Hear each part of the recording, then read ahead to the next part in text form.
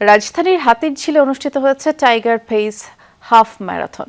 অ্যাথলেটদের পাশাপাশি সাধারণ মানুষও এতে অংশগ্রহণ করে। হাতিরঝিল অ্যাম্ফি থিয়েটারে এই হাফ ম্যারাথন প্রতিযোগিতায় পুরস্কার বিতরণ করা হয়। পুরস্কার প্রদান করেন প্রধান অতিথি ঢাকা উত্তর সিটি কর্পোরেশনের প্রশাসক শফিকুল ইসলাম খান মিল্টন।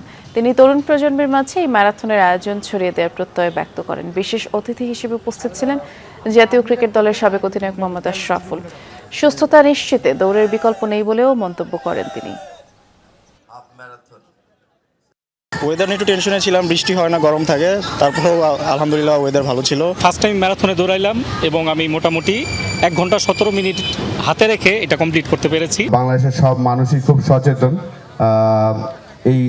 এই রানিংটা নিয়ে। ভালো লাগছে যে এটা কিন্তু আসলে নিজের সুস্থতাও রাখে। ইয়াং জেএনজি যারা আছে তারাও আরও ভালোভাবে তাদের যে ম্যারাথনের বাইরেও আরও যে ক্রিয়া চর্চাগুলো আছে সেগুলো যদি করতে পারে সেই ব্যাপারে আমি আমার পক্ষ থেকে সহযোগিতা করব।